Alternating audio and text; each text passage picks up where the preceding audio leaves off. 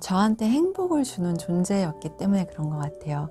그러니까 행복을 주는 존재를 보고 돌본다는 거가 사실 제가 백혈병 말기로 이제 항암 치료를 받고 또 골수 이식을 받고 나서 한 4년 정도 2014년 5월에 제가 이식을 받았는데 2018년 초까지 한 4년 정도는 몸이 거의 그대로였어요. 그러니까 다른 2030 한우들을 만나봐도 그 사이에 회복이 빨라서 이제 여행도 다니고 하는데 저는 4년이 지나도록 거의 한 30분에서 1시간 뭘 하고 나면은 그 정도 시간을 누워 있어야 되더라고요. 그래서 왜 내가 이렇게 회복이 느릴까? 그리고 나는 이제 너무 심한 단계까지 갔다가 진짜 죽음 앞에서 살아나서 그런 건가 이런 생각을 했는데 그 2018년 3월에 우연한 계기로 길고양이들을 만나서 사실은 그 아이들을 살리고자 그 재개발 지역에 남아있는 길고양이들을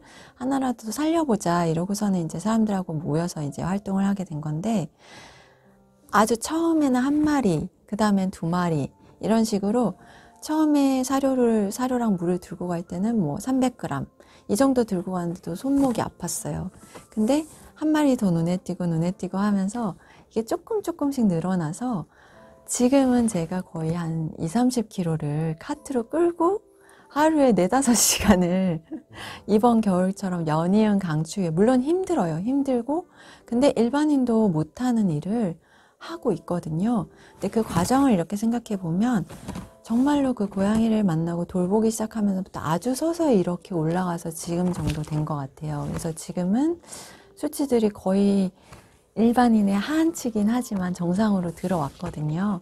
그래서 그거를 작년까지도 크게 인식을 못했어요. 사실은 왜냐하면 재개발 지역 고양이들을 구조하는 일은 뭐 돈이든 시간이든 체력이든 다 쏟아붓는 일이거든요. 그래서 생각을 내가 이 아이들을 위해서 뭔가 하고 있다는 생각이 더 컸는데 그 시기를 지나고 이제 돌아보니까 그 아이들이 그 고양이들이 저한테 그 아주 정말 단계별로 체력적인 회복을 도와줬고 저희 부모님이나 아니면 이웃 주민들이 그런 말씀하시더라고요.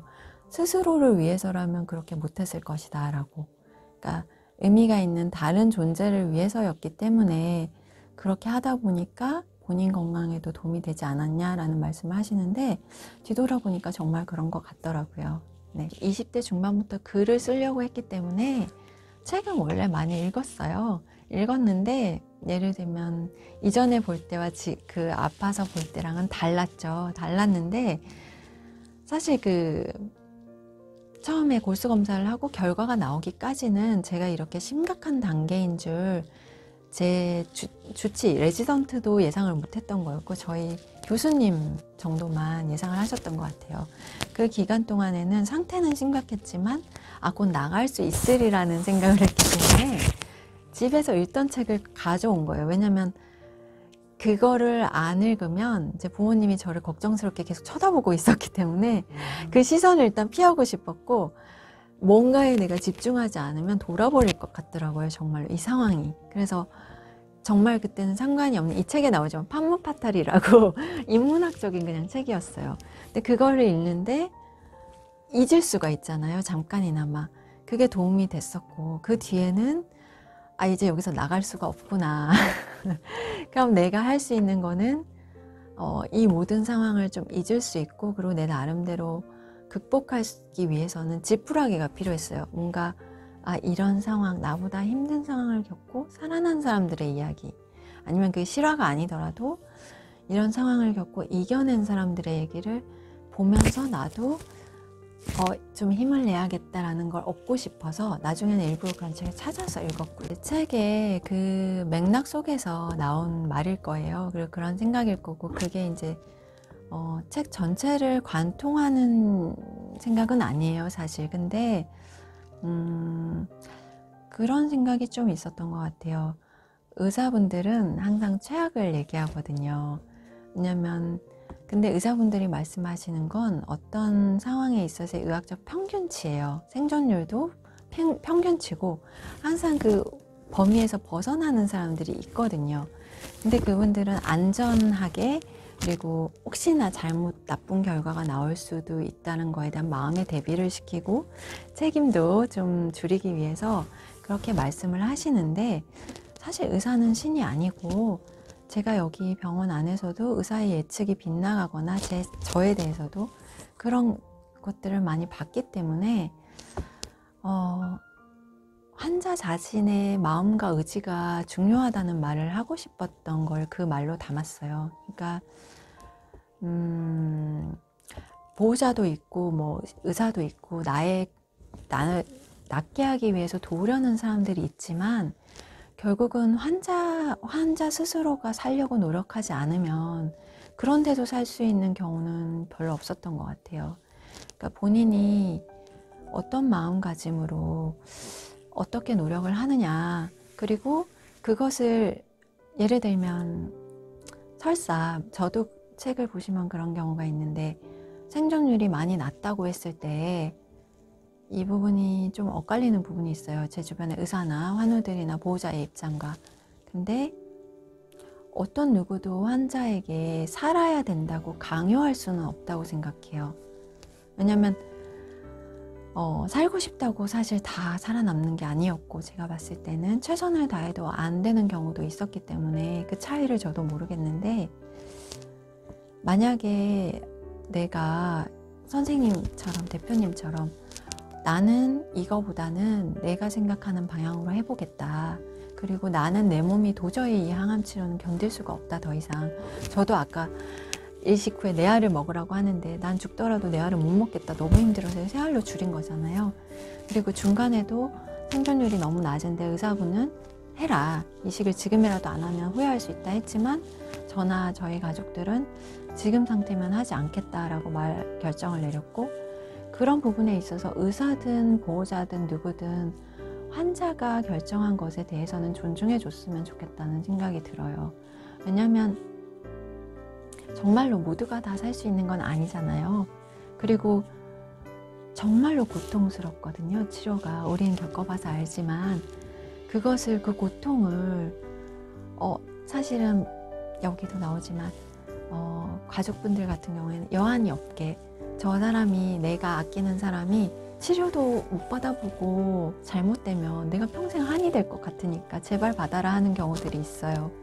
근데 그거는 그 고통을 모르고 하는 얘기고, 그리고 그 사람한테 그 방법의 치료가 최선이 아닐 수도 있는 거거든요. 분명 다른 치료 방법들도 있고, 제 주변에도 의학적으로는 손쓸 수 없다고 했는데 자가치료를 하면서 나으신 분도 있고 그래요. 그렇기 때문에 환자 자신이 선택하는 생존에 대한 선택 혹은 치료 방법에 대한 선택은 의사는 전문가로서 조언을 해주고, 환자 가족은 아끼는 사람으로서 지지를 해주되, 결과적으로 최종적인 선택은 생사의 문제, 방법의 문제는 환자가 선택하는 게 맞다라는 생각을 합니다.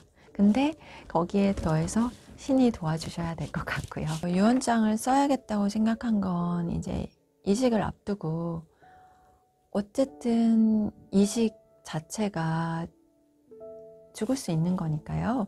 그리고 어느 순간 내가 내 의사를 밝히지 못하고 죽으면 이제 안 될 것 같았어요. 그냥 의식이 있을 때 정리를 해놓고 떠나는 것이 맞지 않나라는 생각을 했었고, 그렇게 정리를 해놓고 내가 들어가야 마음이 홀가분할 것 같았어요. 그리고 그 전까지 만나야 될 사람을 다 만났다라는 생각이 있었고요. 사실 유언장 내용은 제가 여기 적어놓은 걸 보고 말씀드린, 저도 아마 큰 내용은 아니었고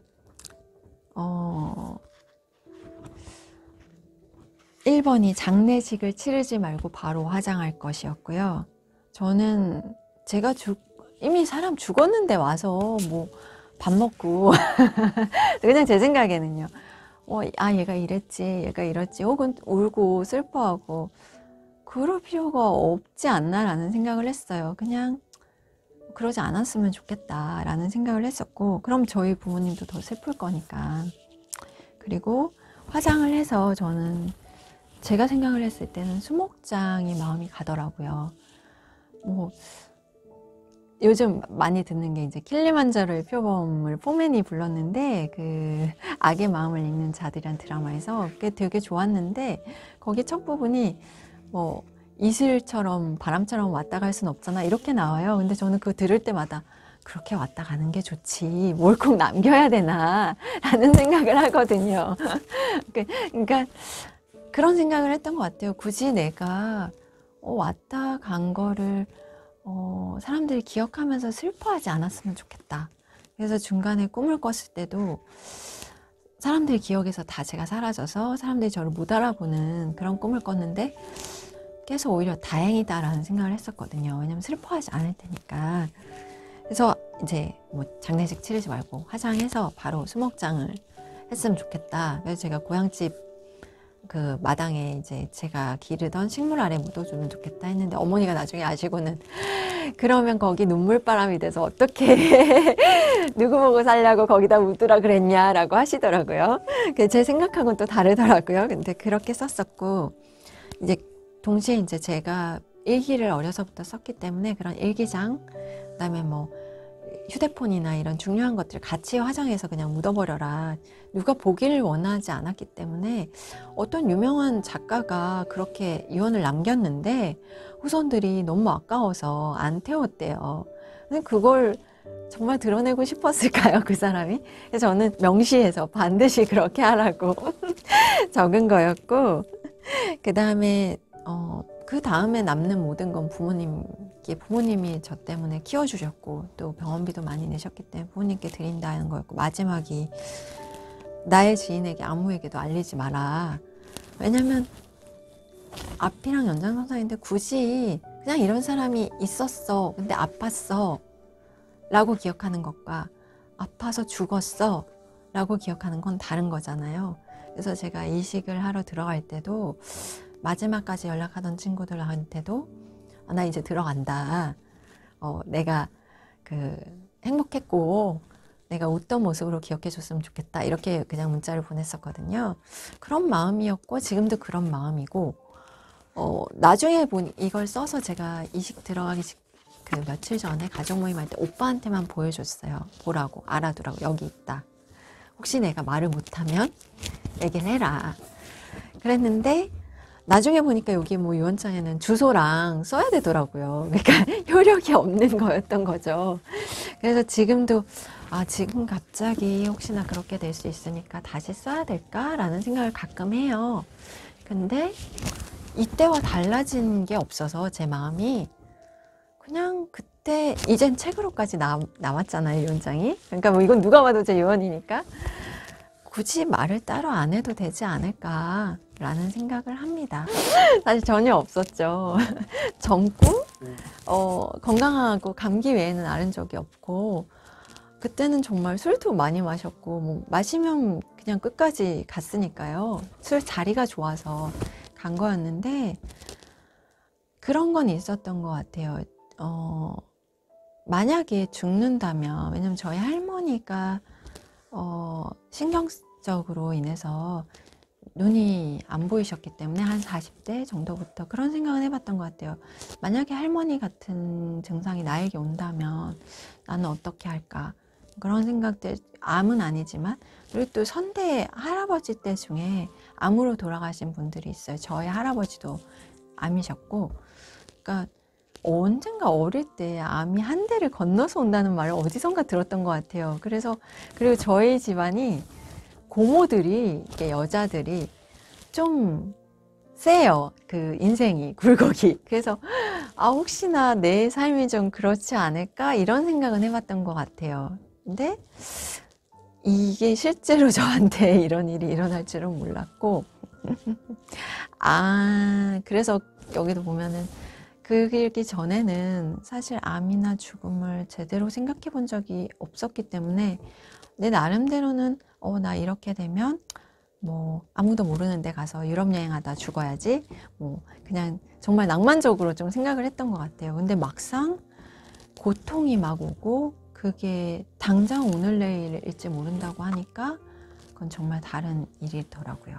생각해 봤는데 사실은 저도 이 책은 꼭 제가 끝까지 읽어보시라고 말씀을 드리는 게, 제 글이 다 그렇긴 하지만 하고 싶은 말이 뒤에 있는데, 저도 제가 왜 살았는지 모르겠어요. 왜냐면 확률이 저보다 높으셨던 분들이 많았는데, 병동에서도 그분들 중에서 확실하게 살아계신다는 걸 아는 분은 없어요. 지금 제가 물론 연락을 안 주고받아서 그럴 수도 있겠지만, 근데 확실하게 돌아가셨다고 아는 분이 3분의 2 정도 돼요. 근데 저보다 확률이 낮은 분은 없었을 거예요, 아마. 근데 저는 살아있고 그분들은 돌아가셨고, 더 일례로는 제가 지금 2013년 9월에 이제 10%라고 판정을 받았었는데, 거의 9년이 지났잖아요. 그 사이에 생존율 100%라고 생각하던 분들이 뭐 사고로 돌아가시고, 뭐 코로나로 돌아가시고, 정말 1초 뒤를 알 수가 없는 거잖아요. 그래서 제가 요즘은 생존율 100%는 없다고 이렇게 말씀을 드리는데, 저는 그냥 아까 말했던 제 의지가 50% 정도 됐던 것 같고요. 그러니까 저와 저를 포함해서 저를 살리려고 한 의료진, 가족, 그리고 저를 위해서 기도해 준 사람들의 마음, 이게 한 50% 됐어요. 인간적인 노력이 50% 정도 된 것 같고, 그 마음을 갸륵하게 본, 어여쁘게 본 신이 마음을 바꾼 게 50% 되지 않을까. 원래는 죽을 운명이었는데, 여기도 썼지만 셰익스피어가 쓴 희극 중에 갑자기 생각이 안 나네요. 그냥 어떤 왕자 얘기가 있어요. 근데 그 왕자 같은 경우에 이제 되게 험난한 일을 겪고 마지막에 이제 딱 행복해지는데, 그 끝에 이제 어릿광대의 입을 빌려서 셰익스피어가 그런 말을 하거든요. 아름다운 마음으로 시련에 맞서서 이 사람이 최선을 다한 결과 신조차 감동시켜서 이런 결과가 왔다, 이런 식의 표현을 해요. 근데 제가 그걸 보고 그런 생각을 한 것 같아요. 그래, 나 역시 정말 신조차 감동시킬 정도로 최선을 다해보자. 그냥 내가 할 수 있는 최선을 다해보자 라고 생각을 했던 것 같고, 그래서 제가 말했듯이 죽고 사는 거는 우리 손을 넘어서는 부분이 분명히 있어요. 저도 저희 오빠랑 제가 골수가 뭐 100% 맞고, 그런 좋은 주치의를 만나고 좋은 교수님을 만나고, 이런 게 제 의지를 넘어선 일이 정말 많았거든요. 저를 도와준 행운이라고 말할 수 있는 것들이. 근데 아우슈비츠에서 살아난 사람이든 뭐 다른 실현에서 살아난 사람이든 보면, 실화들을 보다 보면 그런 대목들이 꼭 있어요. 본인조차 이해하지 못한 정도로 친절한 사람들이 나타난다든지, 이해할 수 없는 기적이 일어난다든지, 그런 것들을 봤을 때는 본인이 살고자 하신다면, 그렇다면 최선을 다해서 정말 신조차 감동시킬 만큼 노력해 보신다면 어떨까, 좋은 결과가 있지 않을까라고 생각합니다.